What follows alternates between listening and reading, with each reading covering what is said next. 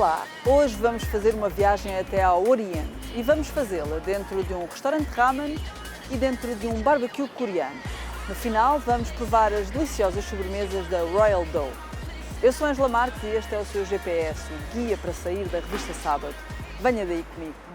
Quando o Ajitama Ramen Bistro abriu em 2019, o prato japonês ramen era pouco conhecido pelos portugueses.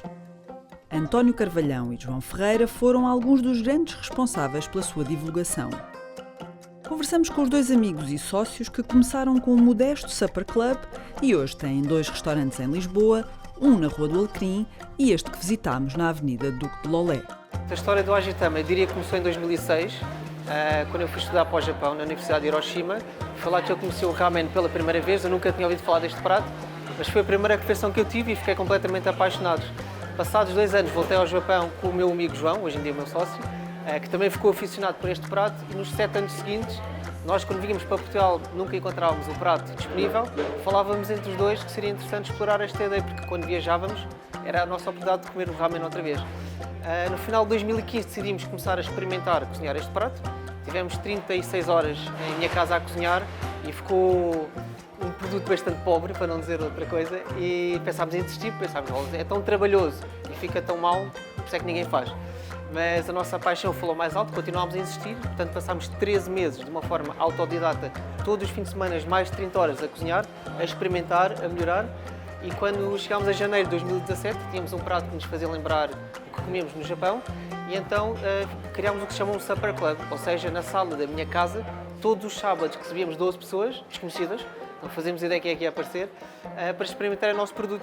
Durante 1 ano e meio servimos 600 pessoas, entre os quais o ministro da Embaixada do Japão, foi uma experiência peculiar, e quando percebemos que havia a aceitação do produto decidimos abrir um restaurante, mas não sem antes ir ao Japão fazer um curso profissional de Ramen Chefs, na melhor escola de Tóquio, e então em janeiro de 2019 abrimos o Ajitama Ramen Bistro, onde estamos neste preciso instante.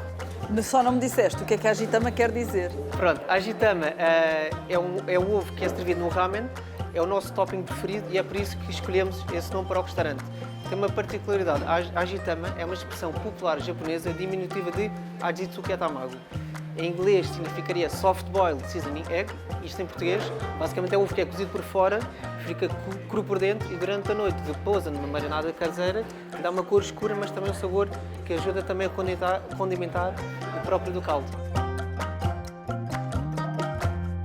João, o António já nos explicou um bocadinho como é que surge este restaurante nas vossas vidas. Queria que falasses um bocadinho sobre o ramen, o produto em si, como é que ele surge. Já sei que a maior parte das pessoas não saberá, mas eu já sei, porque falei convosco, que é um prato que demora muitas horas a fazer.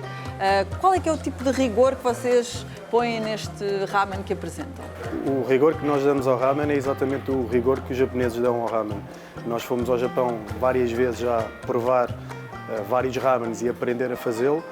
E o ramen é sempre feito, tem sempre 5 elementos, são óleos aromáticos, o caldo, a massa, os toppings e o tare, que é aquilo que dá o sabor, que é quase um concentrado muito agressivo que dá o sabor. E todos estes elementos têm que ser calibrados e têm que ser sempre colocados nas mesmas dimensões e pesos. E é sempre feito da mesma forma.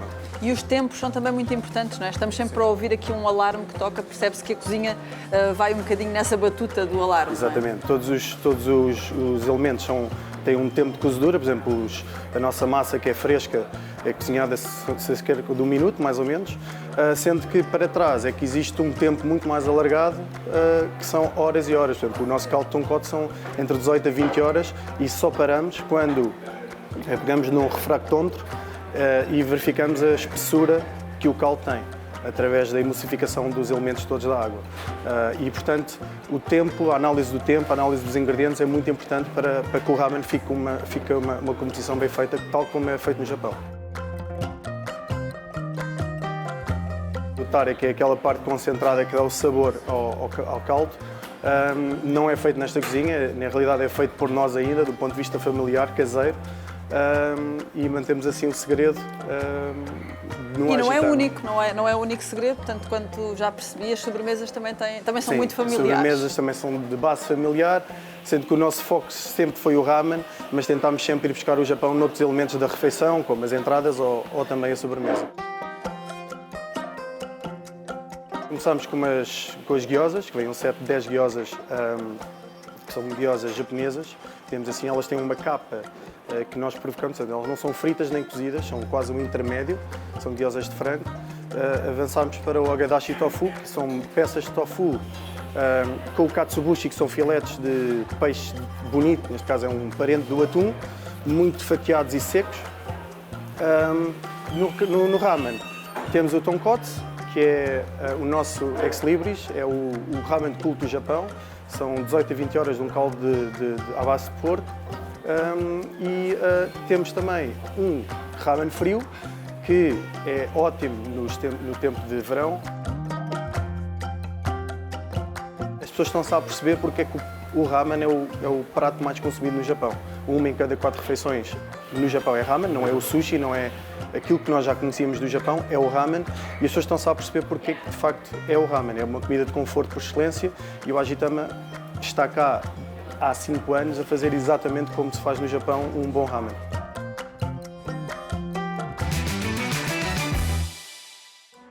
O barbecue coreano é uma das grandes tendências da restauração e o Han Table é um dos culpados por isso. Em 2019 abriu o primeiro restaurante e agora já são 6, 4 em Lisboa e 2 no Porto. Com a ajuda de Tiago Areias, responsável pela relação com os clientes e apaixonado pela gastronomia da Coreia, viemos descobrir o que é afinal um barbecue coreano. Nós estamos no Han Table Barbecue, que é o 6º restaurante do nome Han. Temos 2 no Porto e 4 aqui em Lisboa. E é um restaurante que é um barbecue coreano. É basicamente um subgénero da gastronomia coreana que se baseia não só nos sabores que tem, que são os sabores ousados coreanos que não estamos tão acostumados aqui em Portugal.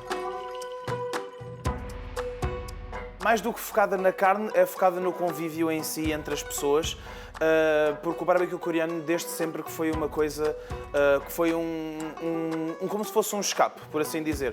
Porque os trabalhadores, logo depois de um dia de trabalho, por exemplo, simplesmente, como está aí atrás de si, simplesmente pousavam os capacetes e diziam: ok, agora vamos ali todos beber uma cervejinha, aproveitar o momento que temos e, entretanto, vamos comer alguma coisinha boa, alguma coisa que nos sacie e que nos meta o palato excitado, por assim dizer.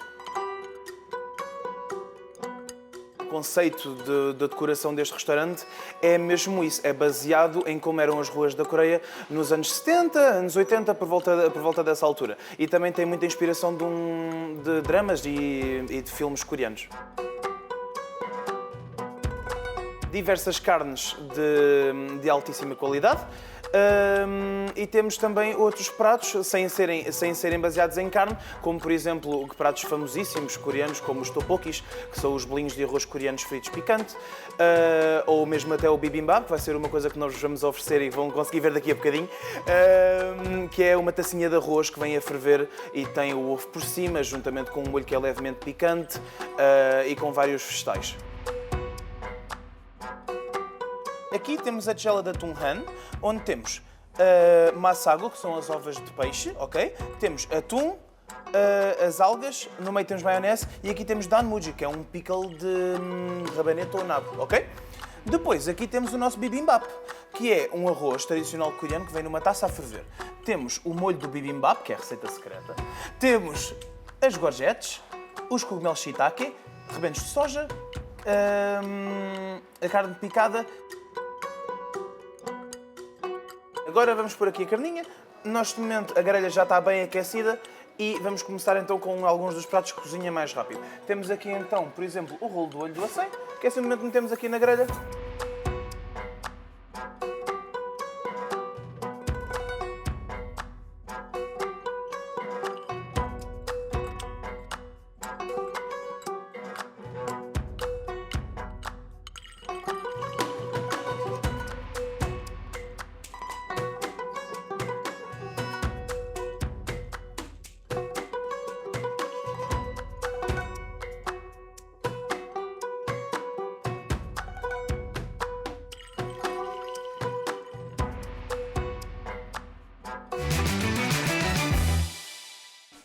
Para terminar, visitamos a Royal Dough, onde o balcão está decorado com as muitas variedades de doces e salgados, feitos de massa de donut e outras.